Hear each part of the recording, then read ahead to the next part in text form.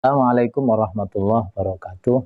Pemirsa dimanapun berada, kita tahu bahwa manusia itu diklasifikasi kemuliaannya. Satu adalah para nabi, kemudian as-siddiqin, syuhada, dan as-solihin. Sebagaimana yang difirmankan oleh Allah di surat An-Nisa ayat 69. Kita tidak membahas nabi, kita tidak membahas as-siddiqin, kita juga tidak membahas orang-orang yang soleh, tapi kita fokus membahas asyuhada. Siapa itu syuhada? Kriterianya hanya ada dua. Syuhada atau yang kita terjemahkan pahlawan adalah orang yang berjuang untuk beri manfaat kepada orang banyak. Lalu yang kedua, kriteria pahlawan yang kedua adalah apa yang dilakukan itu bukan untuk kepentingan pribadi, tapi semata mencari ridhonya Allah Subhanahu wa Ta'ala. Karena itu, siapapun kita yang masih diberi oleh Allah kesempatan untuk menjadi orang-orang istimewanya di sisi Allah, maka jadilah pahlawan di bidangnya masing-masing. Sebagai seorang guru dosen, jadilah pahlawan, jadilah orang-orang yang benar-benar menjadi pengajar yang baik, pendidik yang baik, tidak hanya ngomong tetapi memberi contoh yang baik, teladan yang baik, akhlak yang baik.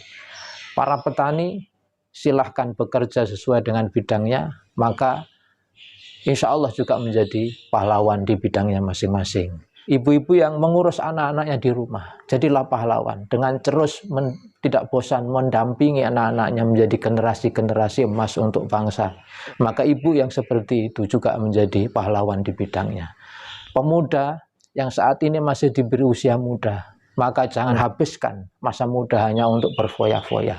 Jangan mengikuti filosofinya kelapa muda, kupas-kupasin. Mumpung masih muda, puas-puasin. Tapi jadikan usia muda justru untuk menggali potensi, supaya kelak bisa menjadi pahlawan bermanfaat ini. Selama yang dilakukan itu mempunyai makna untuk memberi kebaikan kepada banyak orang, dan ia melakukan semata mengharapkan ridhonya Allah Subhanahu wa Ta'ala, maka siapapun kita bisa menjadi pahlawan. Pedagang pun bisa menjadi pahlawan kalau ia jujur dan kemudian tidak mengurangi takaran dan sebagainya. Siapapun orangnya bisa menjadi pahlawan. Ustadz pun bisa menjadi pahlawan kalau dia menjadi ustadz yang baik, berakhlak yang baik, menjaga akhlaknya yang baik, dan kemudian semata-mata dalam berdakwahnya mencari ridhonya Allah dan memberi manfaat kepada banyak orang.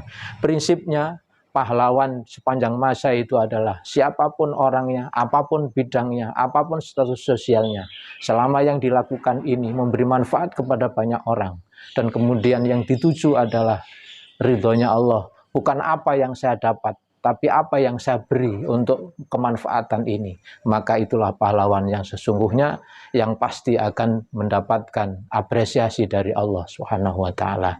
Karena sebaik-baik orang bukan orang yang hanya apa yang saya terima. Orang yang terbaik adalah apa yang saya beri untuk manfaat kepada bangsa ini dan kepada masyarakat secara umum. Demikian, mudah-mudahan bermanfaat dan mudah-mudahan diridhoi oleh Allah Subhanahu wa Ta'ala. Selamat memperingati Hari Kemerdekaan Indonesia. Merdeka. Assalamualaikum warahmatullahi wabarakatuh.